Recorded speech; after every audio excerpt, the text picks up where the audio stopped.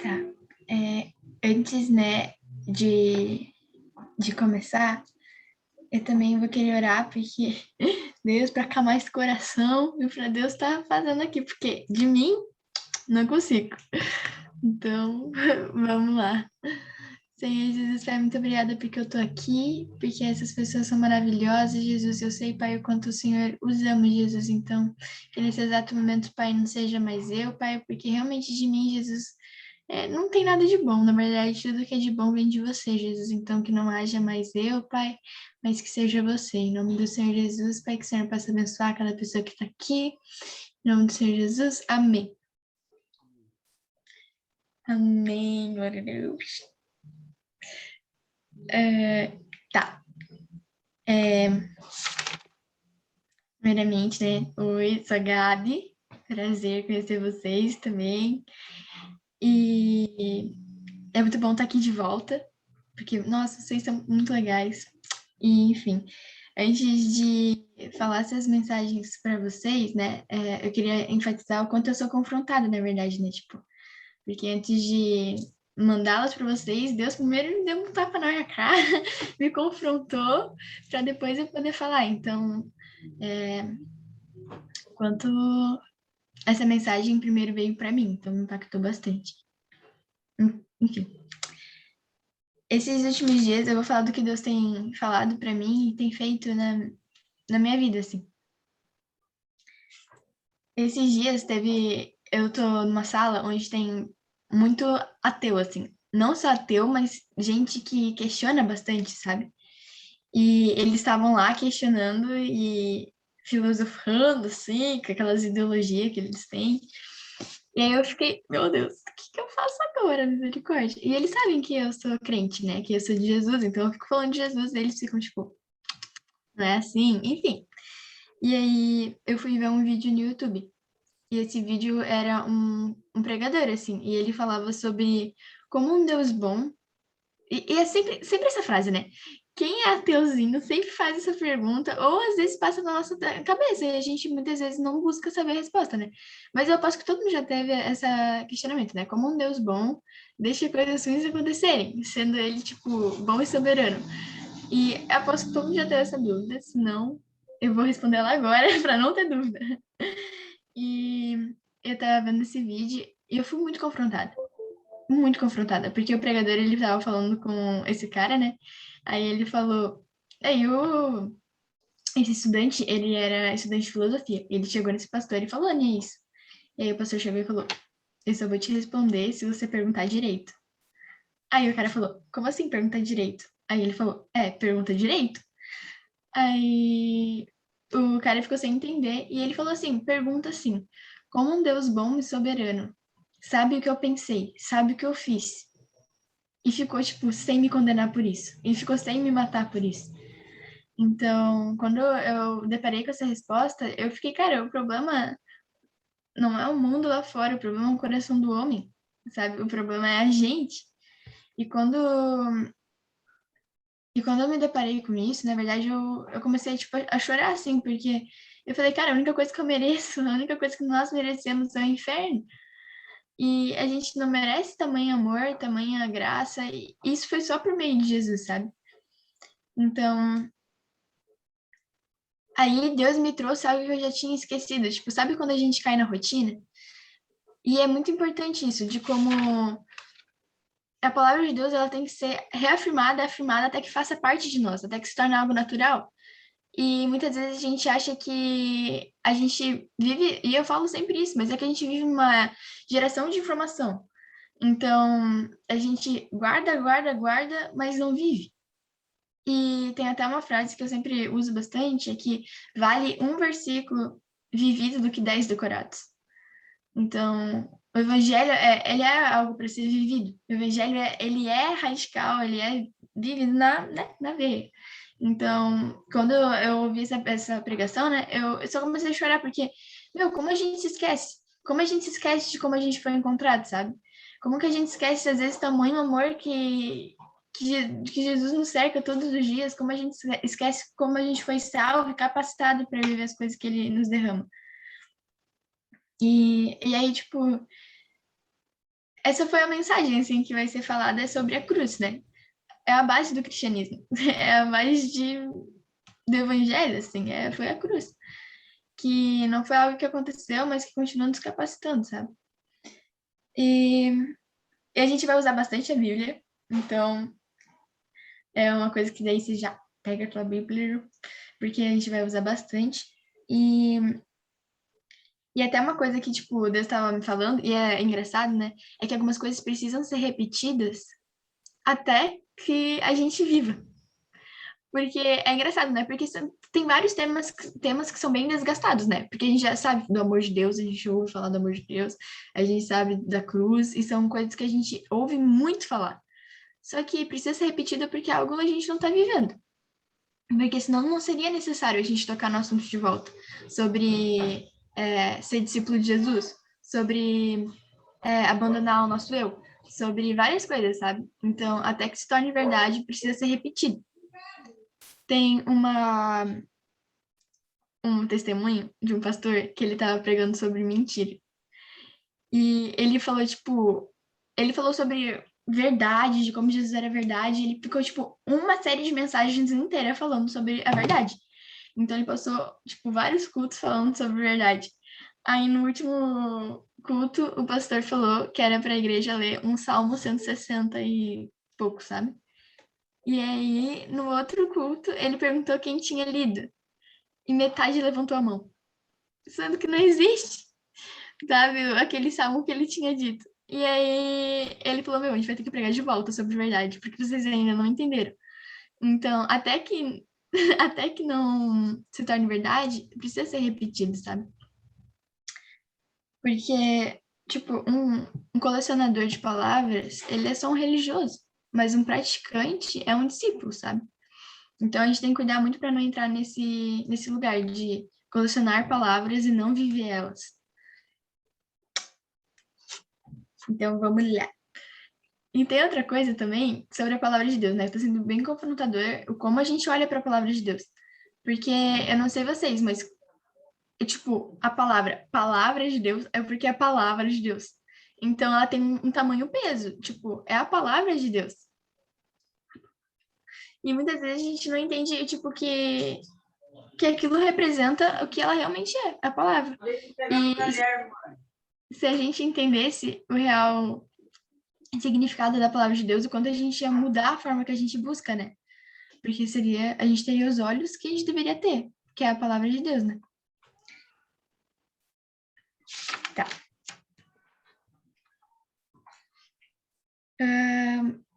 Então, a base do evangelho é a cruz, e Jesus ele preferiu morrer do que não fazer a vontade do Pai. E a vontade do Pai era, lembra que ele falou, tipo, afasta de mim esse cálice? Porque realmente, tipo, mas que seja feita a sua vontade. Então ele sempre falou, tá, que seja a sua vontade. E a vontade de Deus era restabelecer um relacionamento com a gente, era te ter. Então, que tamanho amor, né? E quando a gente entende isso, é muito louco, porque se a gente entende que Jesus já deu tudo, a gente começa a corresponder com o nosso tudo também, sabe? E até uma coisa que, tipo, é bem confrontador é olhar para Jesus pelo aquilo que ele pode nos dar.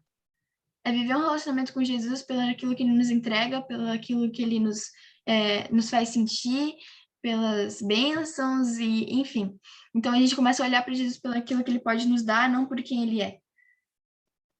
E olha como que, tipo, o negócio é, tipo, Jesus ele, Jesus ele cura. Jesus ele dá bênçãos, mas quando a gente começa a buscar, como a gente começa a entender quem Jesus é, a gente entende que Jesus, ele não só, tipo, faz cura, mas ele é a cura, sabe? Então, a gente tem que buscar por quem ele é, porque ele já é suficiente. E tudo que ele vai fazendo é consequência. Porque senão a gente vive um relacionamento de moeda de troca, tipo, Deus, você faz isso pra mim, que eu faço isso pra você, sabe? Mas Jesus já é suficiente pra gente viver uma vida com relacionamento com ele. E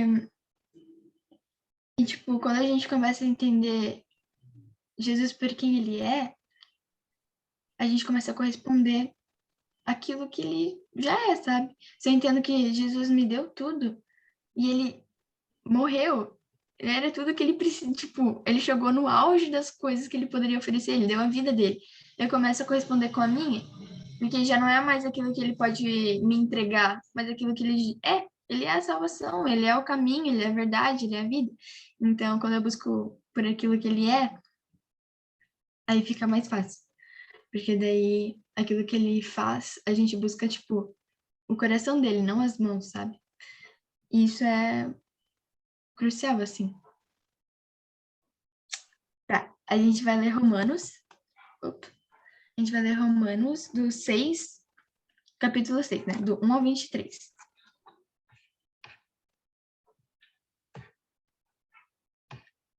Eita, como que eu faço?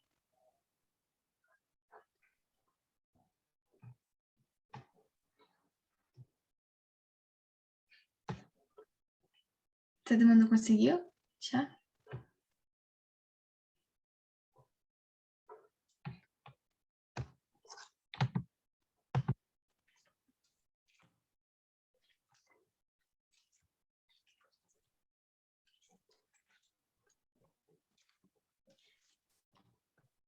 Então eu vou ler. Romanos 6, do 1 ao 23.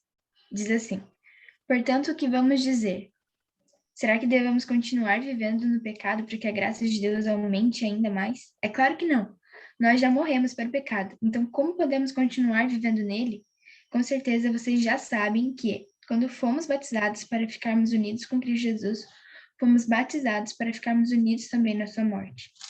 Assim, quando fomos batizados, fomos sepultados com ele, por termos morrido junto com ele. E isso para que com Cristo ressuscitou pelo poder glorioso do Pai, assim também nós vivemos uma nova vida. Pois, se fomos unidos com ele por uma morte igual a dele, assim também seremos unidos por ele com uma ressurreição igual a dele. Pois sabemos que a nossa velha natureza pecadora já foi morta com Cristo Jesus na cruz, a fim de que o nosso eu pecador fosse morto, e assim não sejamos mais escravos do pecado. Pois quem morre fica livre do poder do pecado. Se morremos com Cristo, cremos que também viveremos com ele. Então, tipo, vamos parar aí, porque daí, meu, primeiro que ele fala que a gente morreu com Cristo. E morto não peca. Tipo, morto, ele tá morto. Então, quando Jesus ele fala que a gente morreu com ele, também é como a gente precisa morrer pra gente também. É carregar nossa cruz, é viver esse evangelho. E quando a gente morre, a gente dá espaço para Cristo viver na gente, aí sim, sabe? Ele começa a fazer, ele começa a agir, e a gente, né, precisa entender que a gente tem capacidade de viver uma vida santa. Porque eu não sei vocês, mas antes, na minha cabeça, era impossível, sabe? Ter uma vida digna diante de Deus, era uma vida, tipo, não pecar. Para mim era muito. Quando a Bíblia diz, tipo, sejam santos como ele é, quando a Bíblia diz de que ele já pagou o preço e que a gente já está livre da condenação, que a gente está livre do pecado, às vezes isso era inconscientemente, na minha cabeça era tipo, tá, mas todo mundo é, tá, mas tem pecadinhos que não tem como. E só que eu fui muito confrontada em relação a isso, né? De como as nossas as nossas crenças assim limitam aquilo que a gente pode viver em Deus. Se a gente acredita que a gente não pode viver uma vida santa diante de Deus, a gente não vai viver uma vida santa diante de Deus. Por quê? Porque a gente acredita que não pode. Então a gente começa a limitar o que Deus pode fazer na nossa vida a partir do momento que a gente começa a acreditar em outra coisa que não seja o que a Bíblia diz, sabe? Se a gente encara as palavras de Deus como algo menos que as palavras de Deus e como a verdade, porque ela é a verdade, a gente começa a acreditar em outras mentiras que a gente tem aqui. E então, muitas vezes a gente limita Deus pelo aquilo que a gente pensa. Por isso que é muito importante a gente olhar para as palavras de Deus assim, como algo, cara, se Jesus ele pode curar, amém, ele pode curar. Se Jesus diz que eu posso viver uma vida santa, amém, eu posso viver uma vida santa, porque ele diz. Então, não limite Deus pelos seus pensamentos, sabe? Mas comece a viver de acordo com o que ele fala. É muito, muito importante. E ele continua assim, o versículo 10 E diz a sua morte foi uma morte para o pecado e valeu por uma vez por todas. E a vida que ele vive agora é uma vida para Deus. Assim também vocês devem se considerar mortos para o pecado, mas por estarem unidos com Cristo Jesus, devem se considerar vivos para Deus. Portanto, não deixe que o pecado domine o corpo mortal de vocês e faça com que vocês obedeçam aos desejos pecaminosos da sua natureza. E também não entreguem nenhuma parte do corpo de vocês ao pecado, para que ele use a fim de fazer o que é mal. Pelo contrário, como pessoas que foram trazidas da morte para a vida, entreguem-se completamente para Deus, para que ele use o fim de fazerem o que é direito. O pecado não dominará vocês, pois vocês não são mais controlados pela lei, mas pela graça de Deus. Então, tipo, ele diz assim, vocês não são controlados pela lei, vocês não são controlados pelo pecado, vocês são controlados pela graça. E então, tipo, a graça não só nos perdoa, como nos capacita para viver tudo que Deus tem pra gente, assim. E uma coisa que a gente precisa ter em mente, que eu já estava conversando até com uma menina do GA, é que, tipo, mudança. A mudança. Muitas vezes, já pararam para pensar na intenção? Por que que vocês mudam?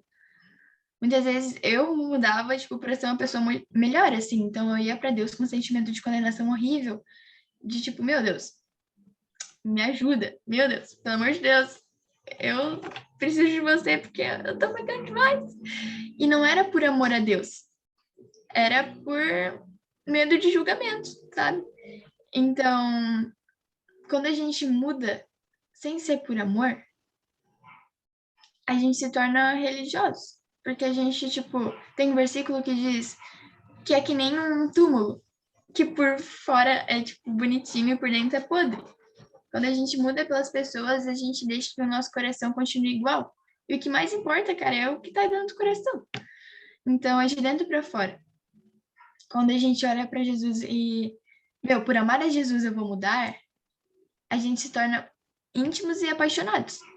Mas se a gente muda pelas pessoas, e aqueles pecados que as pessoas não podem ver? Eles deixam de ser menos pecados porque as pessoas não estão vendo? Então, você muda porque você precisa de aprovação ou você muda porque você realmente ama Jesus? Quando a gente ama Jesus, a gente começa a enxergar o pecado com o peso que ele tem. Então, quer saber o peso do pecado? Olha para a cruz. Sabe, foi por causa do pecado da humanidade que Jesus teve que ser crucificado. Quer saber o amor de Jesus? Olha para a cruz. Sabe, porque foi pela gente que ele foi crucificado. Quer saber a justiça de Deus? Olha para a cruz. Porque Jesus teve que aplacar a ira de Deus que estava sobre o mundo. Então, tudo aponta para a cruz e tudo começa ali. É por isso que é tão importante a gente olhar para ela com o olhar que deve ser feito. Então, é olhar para o meu pecado e falar, cara, foi por isso que Jesus morreu. É olhar para o amor de Jesus e falar, meu Deus, eu preciso de você todos os dias. E é essa necessidade, sabe? Então, a gente precisa. E é uma coisa muito automática, né? Quando a gente se depara com a santidade de Deus, os nossos pecados, eles são amostras. Então, eu fico pensando que é tipo um clarão, sabe? O que tá na luz sempre é exposto. Então, toda sujeira, quando colocada na luz, ela é bem exposta. Então, quando a gente entra em contato com a santidade de Deus, o nosso pecado é revelado. E por amor a Ele, a gente começa, cara, meu, se você já me deu tudo, eu te entrego tudo. Se você já me amou desse jeito, pelo amor de Deus, que eu possa mudar para te agradar. Então, eu não sei vocês, mas às vezes a minha intenção é só porque é para me se tornar uma pessoa melhor, assim. E não é assim. Jesus não morreu para que eu me tornasse uma pessoa mulher, mas para mim se aproximar de Jesus, para se aproximar de Deus, né? E o pecado nos afasta de Deus. Então, quando a gente entender que a cruz foi para nos aproximar de Deus, a gente entende a importância do relacionamento com Ele, né? E, enfim,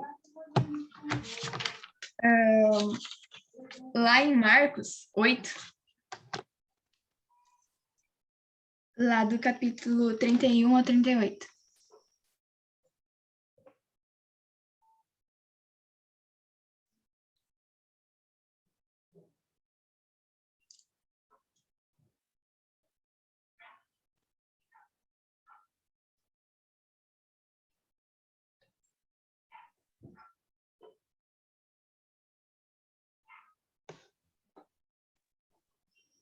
ele diz assim, ó, todo mundo conseguiu achar? Tá bom, então. É assim, ó. Jesus começou a ensinar os discípulos dizendo: o filho do homem terá que sofrer muito. Ele será rejeitado pelos líderes judeus, pelos chefes dos sacerdotes e pelos mestres da lei. Será morto e em 3 dias depois ressuscitará. Tipo, é engraçado que eu li em várias versões e nunca muda, tipo, sofrer e ser rejeitado. Ele sempre fala: o filho do homem precisa sofrer e ser rejeitado. E eu tava lendo um livro, é muito bom, por sinal. É tipo, discipulado. Não sei se é esse aqui. É aqui, ó. Esse aqui. É Focando Meninas. E ele é muito bom. Tipo, ele fala sobre muitas coisas, mas sim, tipo, sobre ser um discípulo de Jesus, né?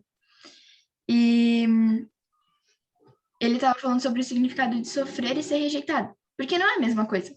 Você pode sofrer e mesmo assim ser exaltado.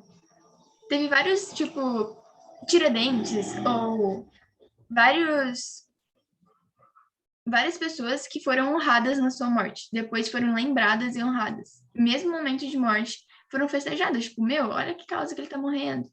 Mas mesmo assim, Jesus ele teve o cúmulo do cúmulo, né? Ele sofreu e foi rejeitado. Então, a pior humilhação ele passou, nem um pouco de, oh meu Deus, uhul, não teve. Foi todo mundo tipo Barrabás e ele decidiram ele. Então foi o auge da humilhação, ele passou. Então, eu achei um fato curioso, porque eu não sabia que, tipo, sofrer e ser rejeitado não era a mesma coisa. Mas eu achei um fato curioso. E ele continua, né? Jesus dizia isso com muita clareza. Pedro o levou para um lado e começou a repreendê-lo. Jesus virou e olhou para os discípulos e repreendeu Pedro, dizendo: saia da minha frente, Satanás. Você está pensando como o ser humano pensa, e não como Deus pensa. Eu coloquei um kkk porque, tipo, eu achei muito engraçado. Não é engraçado, tá, gente? Mas, pelo amor de Deus, ele chamou, tipo, o Pedro de Satanás na frente de todo mundo. Então foi algo muito pesado, assim, falou, sai daqui, Satanás. E depois disso, Jesus, ele teve a necessidade de falar, assim, ó, se alguém quiser ser meu seguidor, que se esqueça seus próprios interesses, esteja pronto para morrer como eu vou morrer e me acompanhe. Pois quem põe os seus interesses em primeiro lugar nunca terá a vida verdadeira, mas quem esquece a si mesmo por minha causa e por causa do evangelho terá a vida verdadeira.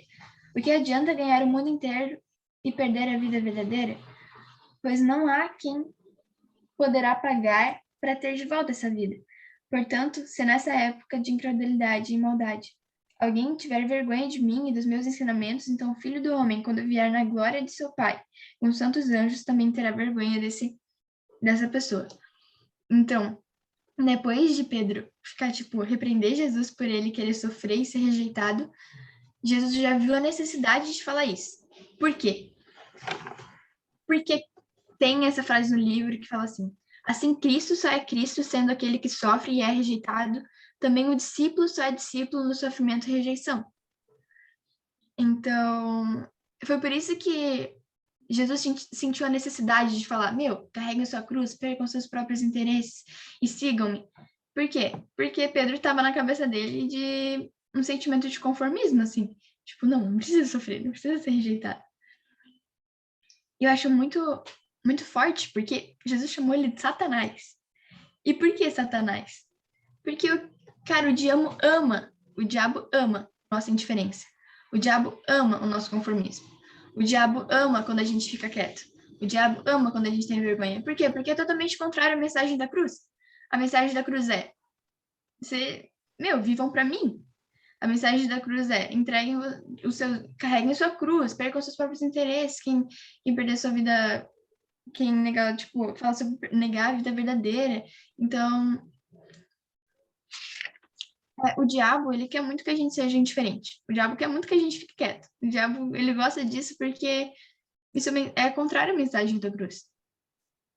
E é engraçado, por exemplo, que no Brasil, a gente tem muito cristão. muito cristão, tipo, a maioria das pessoas são cristãs. E por que que ainda não aconteceu um avivamento, sabe? Porque há muita gente conformada. Há muita gente conformada no lugar onde está, de apenas ouvir falar de Jesus e não conhecer ele. 11 pessoas, né? Tirando o Judas, né? Que se matou.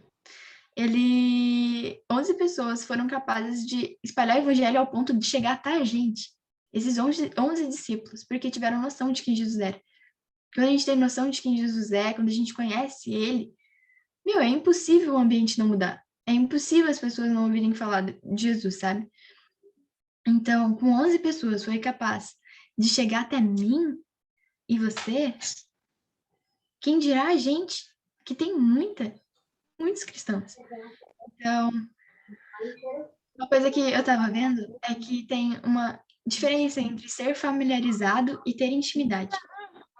A gente é muito familiarizado com o cristianismo. Por exemplo, quando a gente vai num cabeleireiro, tem uma Bíblia aberta, assim. Tipo, quando as pessoas têm uma Bíblia aberta. Sei lá, uma cruz. Oi. Gabi, só um pouquinho. O microfone do Cauã tá aberto pra avisar ele. Eu acho que ele não viu.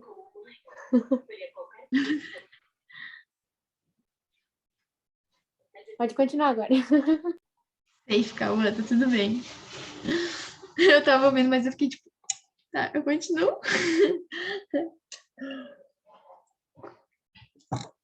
E, tipo, a gente é muito familiarizado com as coisas que... Porque, querendo ou não, a gente cresceu nesse ambiente, né?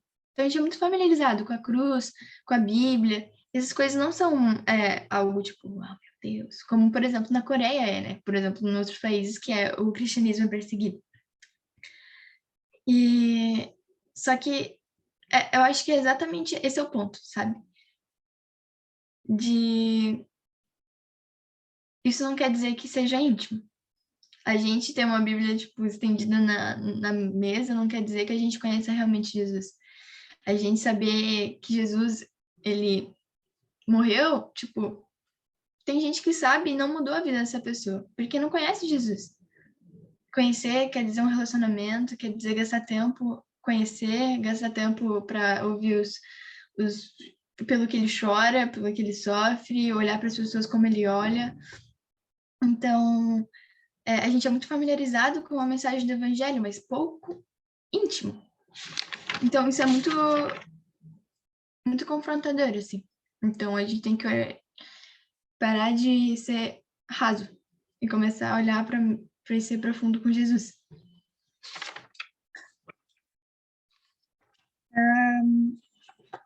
Enfim,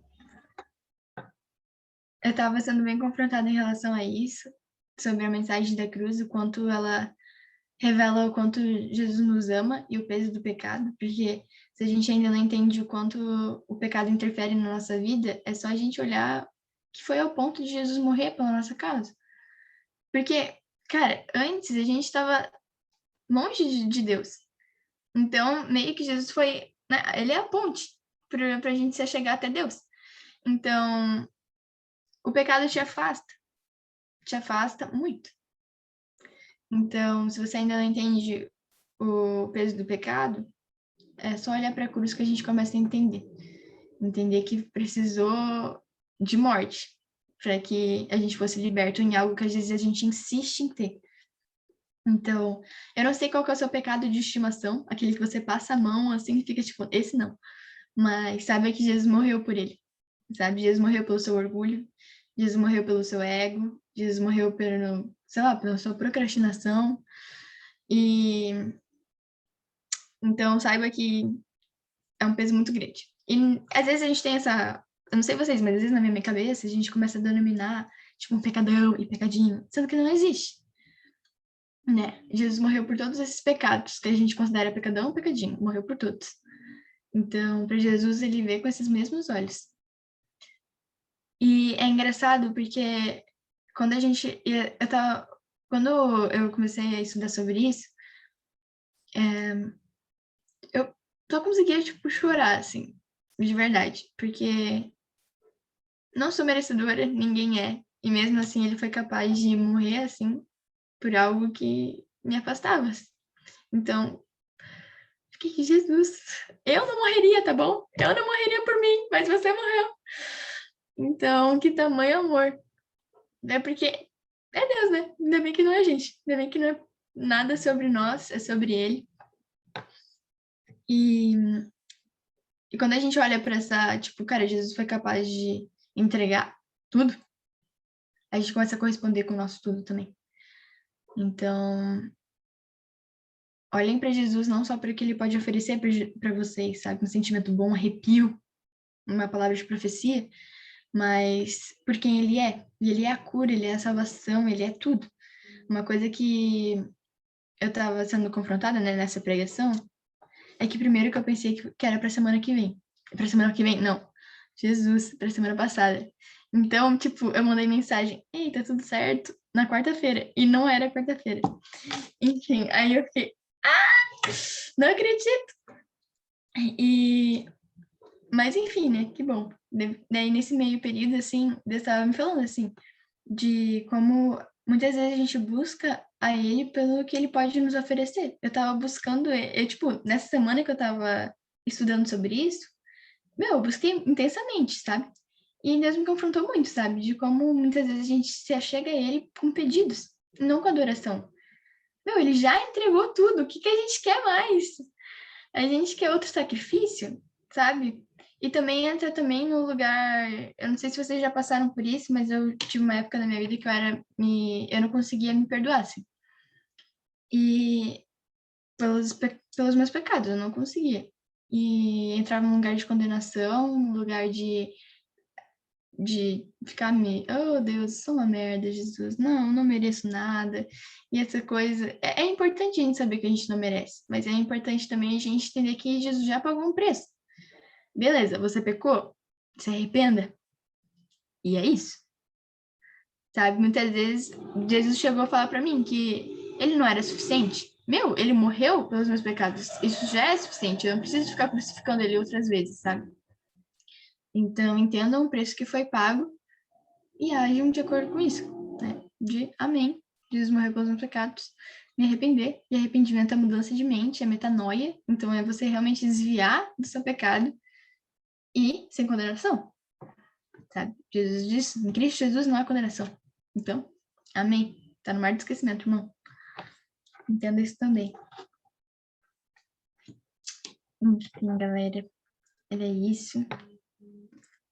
Se a gente entender a metade da cruz, sério, fica muito mais fácil todas as coisas.